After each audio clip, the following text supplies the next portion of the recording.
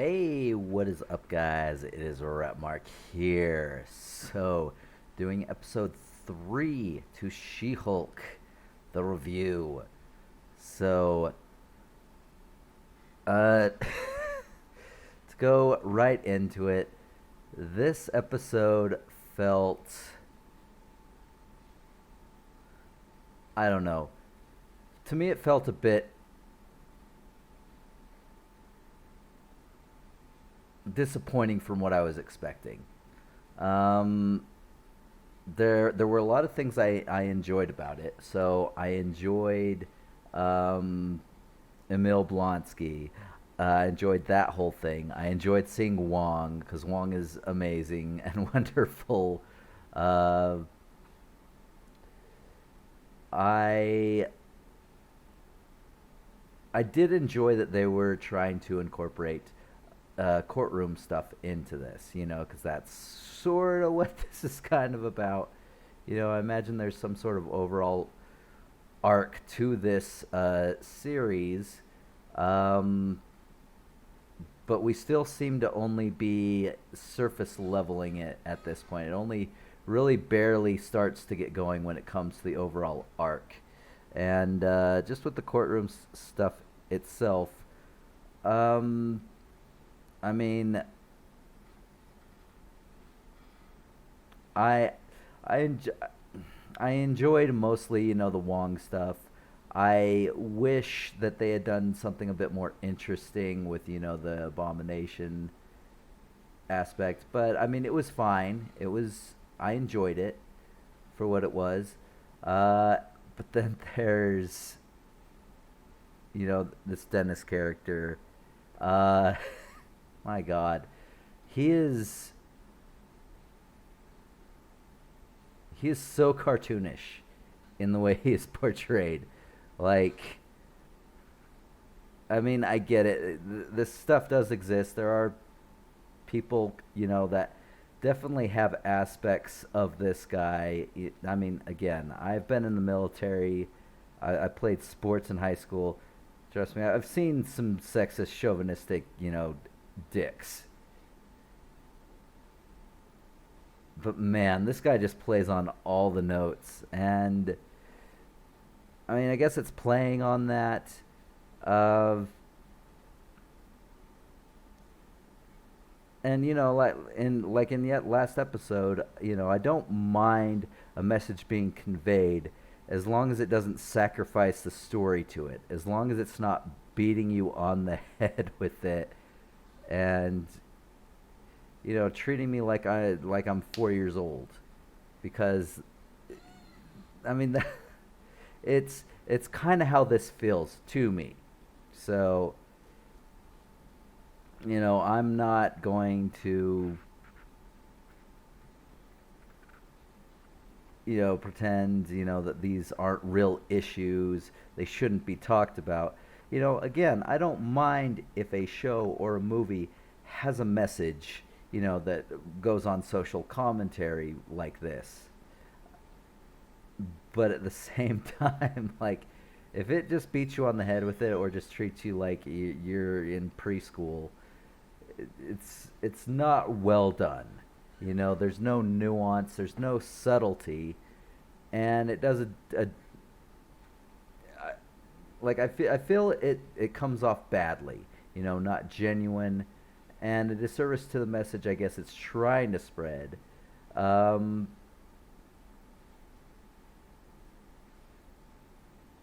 it was just too much. And then there was this whole thing of Megan the Stallion, who until this episode, I'll be honest, I had no clue who this was.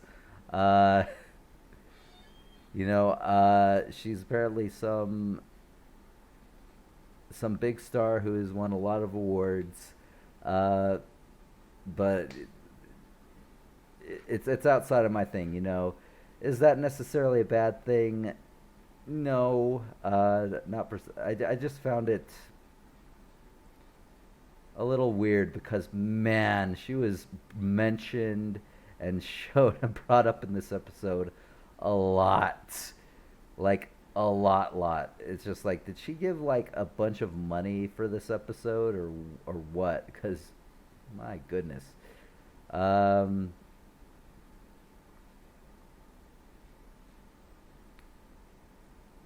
but yeah, I like, and it's one of those things where it's just like, maybe this aspect of it isn't for me. This isn't the demographic it's catered for. I guess the younger, the female crowd, you know, th- that's probably just like, oh my gosh, it's Megan the Stallion. I'm just like, who is this? Uh, but so I mean, there's that. But yeah, going back to Dennis again, it's just like he had the whole thing is there's this case revolved around an ex-girlfriend who shapeshifted to make him think that he was dating Megan the Stallion, and everyone's just and they're just like, you really thought that you were dating the Megan the Stallion, and it's just like, oh my gosh, this guy is so meat-headed. I just, it's like, please don't harp on this. Don't let this be a regular strapping of the show. Because to me, it just comes off as disingenuous. Like, I get the message they're trying to say, but again, your audience isn't for. You can add some nuance to it to actually make it a message, that goes along with the story without it literally like becoming the message unto itself, and having people blow up. Because I mean, I've read a lot of really bad and misogynistic stuff about this show, and it's just like, no, like this show does, I think, a decent job, at least for most of what I've seen. The only big thing was, her going off on Banner about her anger level. Again, without considering what he's been through at all. You know, and that was annoying. Like, that's what I found annoying. It's not the fact that, yes, I get it. Women go through that stuff.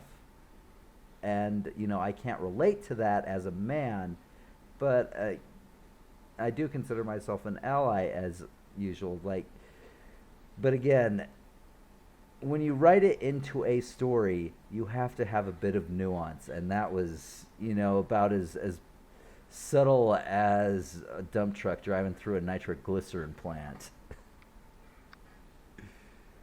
So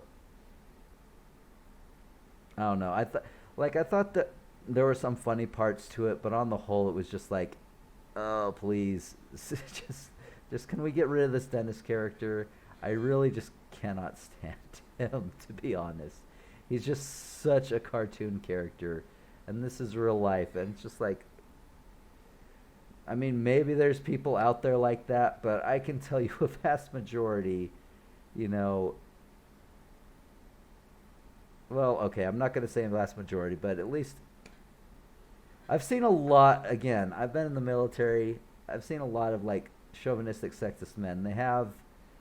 And they can be dicks. They're awful. They're freaking using the wrong head. I get it. But man, they do not hit all the notes this guy hits. It's nuts. It's nuts. I don't hate the show for it. I just find it annoying to me. So I want that very clear. I'm not hating this show because of it. I'm just finding this aspect of the show annoying for me, because I think it takes it out. I think it takes you out of the story, and it doesn't portray the message as well as it could if, it was done a little bit more maturely and, not so like on the nose, like this guy's a dick, you should hate him. Just like, we get it. Please stop beating my head in with it. And that's just my thoughts. So, getting that out of the way, what I think of the CGI? Not great. Not great. It is looking,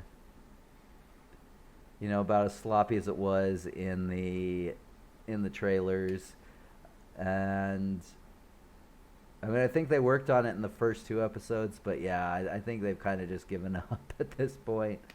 Uh, but I can, I can let it, I can kind of brush it over. It's still gonna lose a point or two because of it, depending on things. But it's not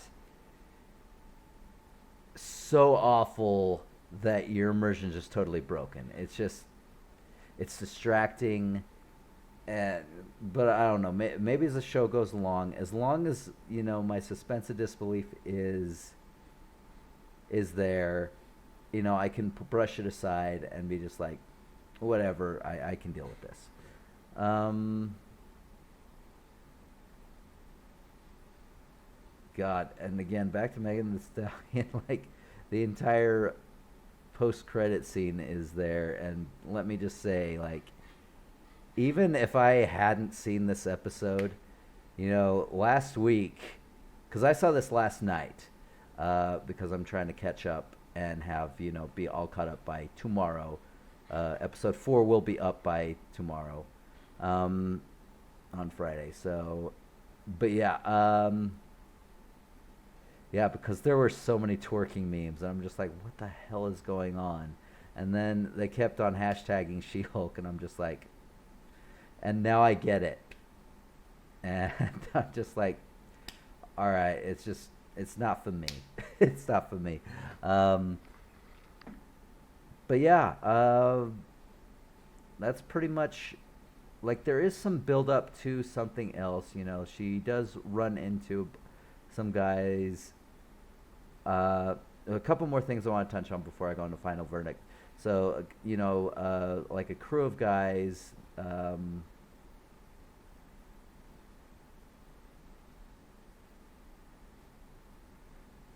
Who try to take some of her blood, and at first she's just like, ah, and before she realizes, oh yeah, I'm She-Hulk, and then she just beats the living crap out of these guys.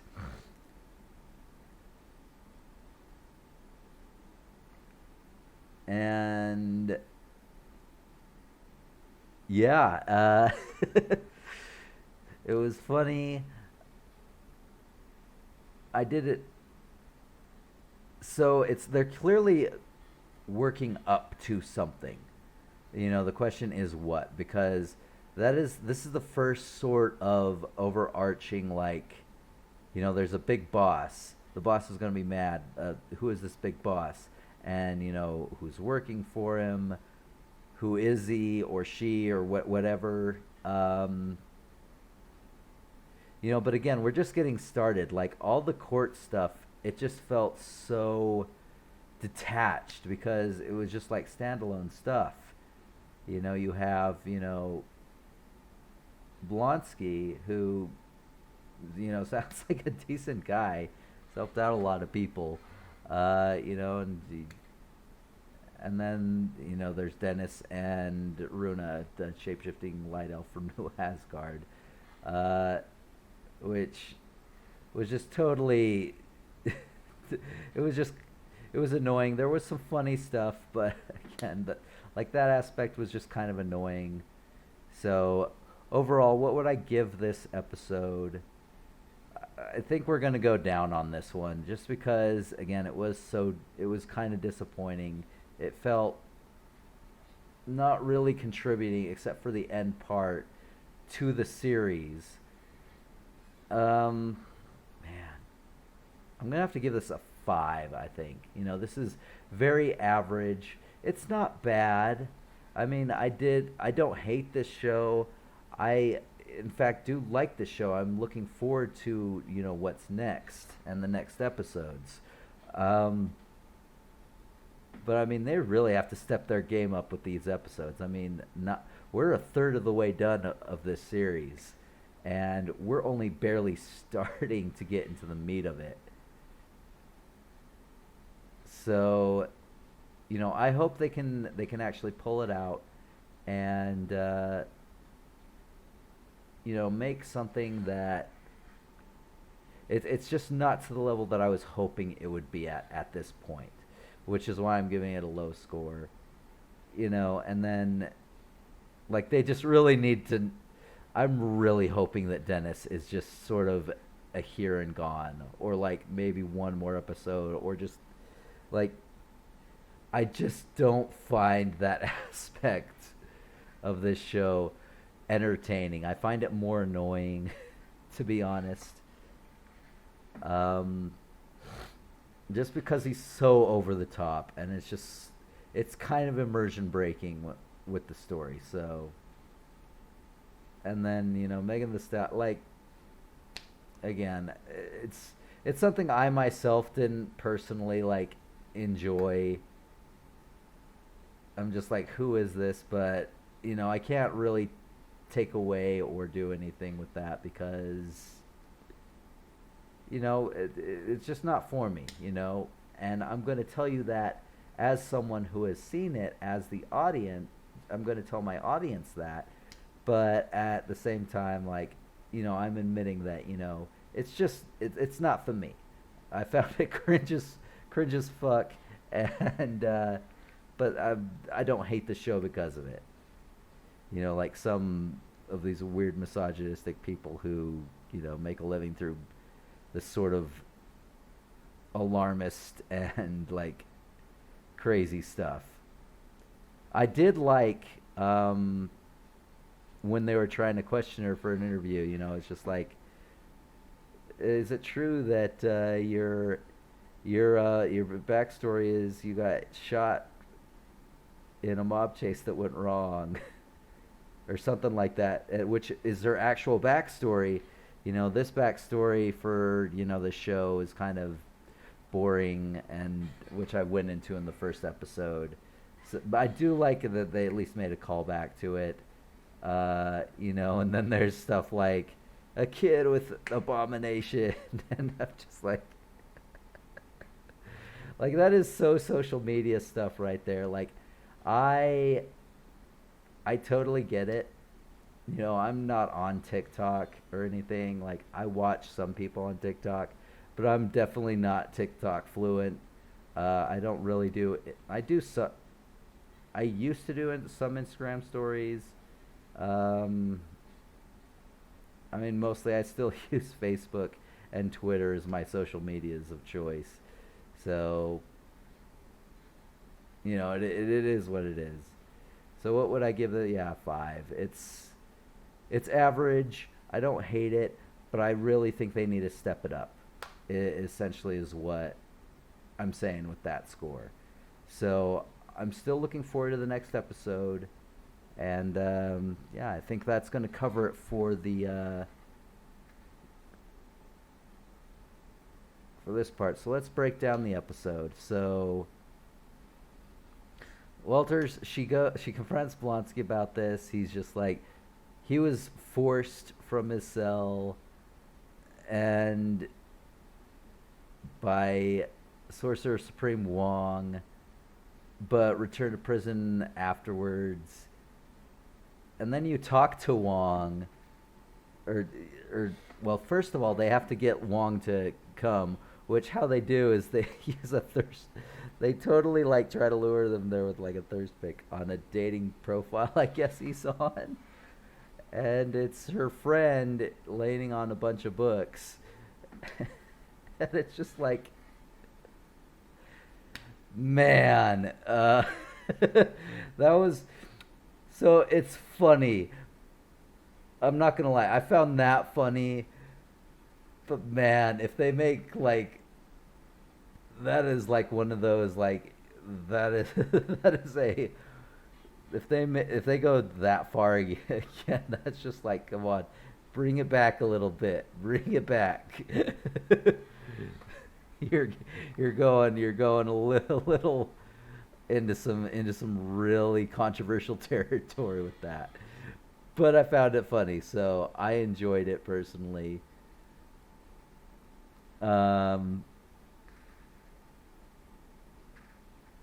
Let's see. So he confirms Blonsky's story.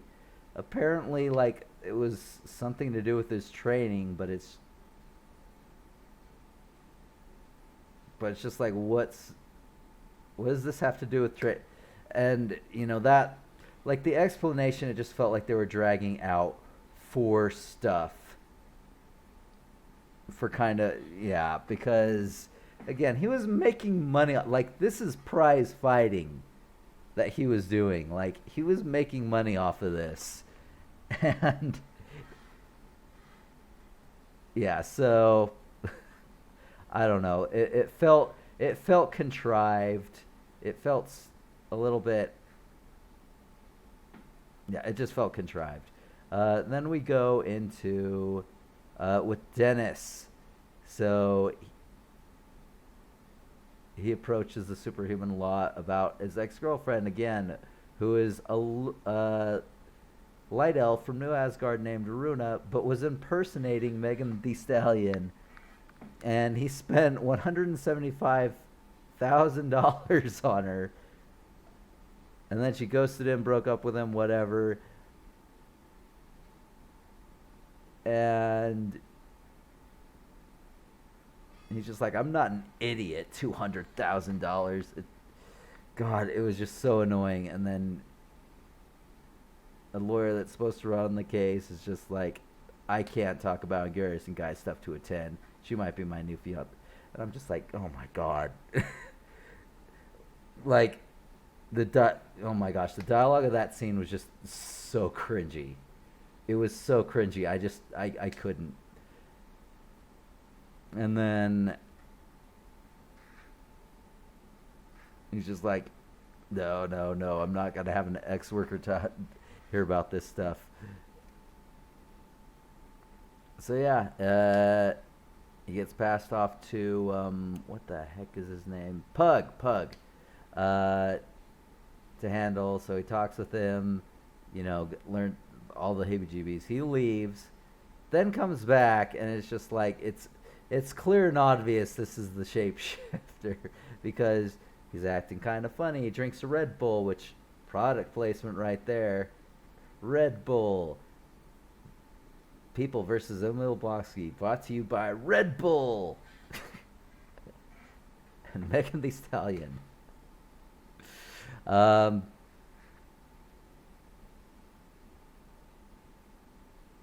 yeah,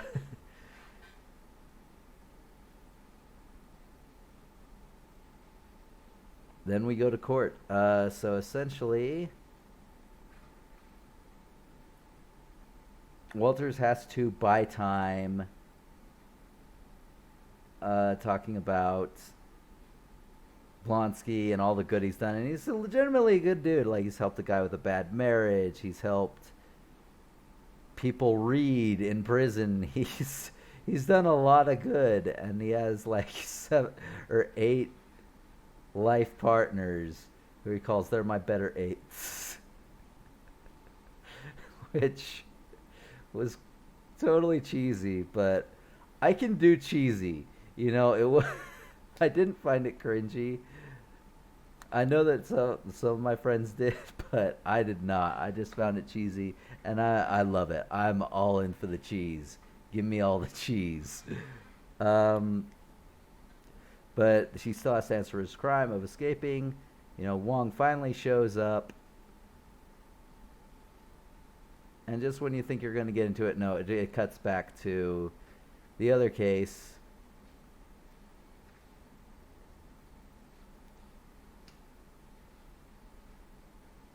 Where he essentially has to... Where Runa's trying to get the case dismissed. It fails to get dismissed. She's upset, so she impersonates a judge, which, let's be real, in real life, that is already, you are going to jail. That is illegal as fuck. You're not walking away from that one. But they do. So So after that, we go back to Blonsky. He finishes up the defense, and so they grant him his parole to go be with his significant others, other halves, life partners, whatever, to do whatever. I think it's like a meditation center or something like that. And but he can never transform again, and he's to forever be. Oh, what was it called? Inhibited. But again, where does it come from? Literally in the first episode, Hulk explained, I can't just make you an inhibitor. I spent years working on this to get it to work for my DNA. Like, he barely got a working prototype. So where the hell are they going to inhibit him? I just, that's kind of some bad writing there. Did you forget your episodes? Yeah. So, all right. So we go back, and then after that, Puck talks to her about how well she knows, and I like the fourth wall breaking. Like, there was a few times of fourth wall breaking here, which I did actually, which I like. That is something with She-Hulk. It was first popularized by that. She-Hulk. It was first popularized. From what I've read, it was before even Deadpool, and the whole thing was she was very comedic, chaotic. And it would often it would be a lighter hearted take on, and it would deal with a lot of pop culture things, which I guess is why Megan Thee Stallion's there. And I guess this is for a younger crowd than me. My 38-year-old ass does not know who Megan Thee Stallion is. I had to look it up. So again, it's whatever. But no, like, I do like that they're trying that and doing like a modern spin on it. So, I mean, props to them for, doing something original with this character, while at the same time staying true to the character, I guess, if that makes sense. But anyway, so he talks to her about how well she knows him very well. So he asks her to take the stand, to tell the judge and jury essentially how meat-headed he is, how freaking, oh my gosh, just a terrible person he is. And yeah, so he wins, he gets the judgment, he gets the money, and she goes to jail for impersonating judge right after. And I'm just like, all right, whatever. And then after that, you have a scene where they have, I believe they're called the Wrecking Crew. I believe they were called it in one of the articles I read. I could be wrong, but I like how she made the joke of it, just like, did you mug an Asgardian construction crew? Yeah, and they try to get some of her blood again. She's just like, at first, ah, and then she's like, oh yeah, and literally just beats the crap out of him. Like, they can't get her blood, they can barely touch her. One of them hits her on the head with an iron bar. She just sort of looks over and then throws him against the wall. And then they run off, and they talk about how that didn't go as planned, and the boss is going to be mad. Who's this boss? I don't know. Nobody knows. We'll find out hopefully in the next few episodes. So once again, I love the ending art scenes. The cast, when the credit artwork. It's really good. I actually really enjoy it.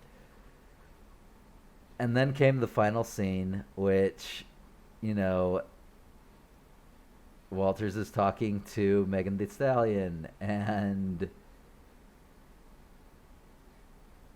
then they go into a dance, and then there's twerking, and lots of twerking, And apparently that's what she's known for, you know, very sensual, you know, very attractive, you know, not afraid of it, very confident. So again, I get it. I don't hate it.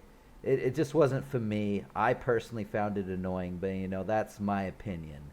If you liked it, then all right. I mean, the worst I can say for it is I found it just completely cringe. And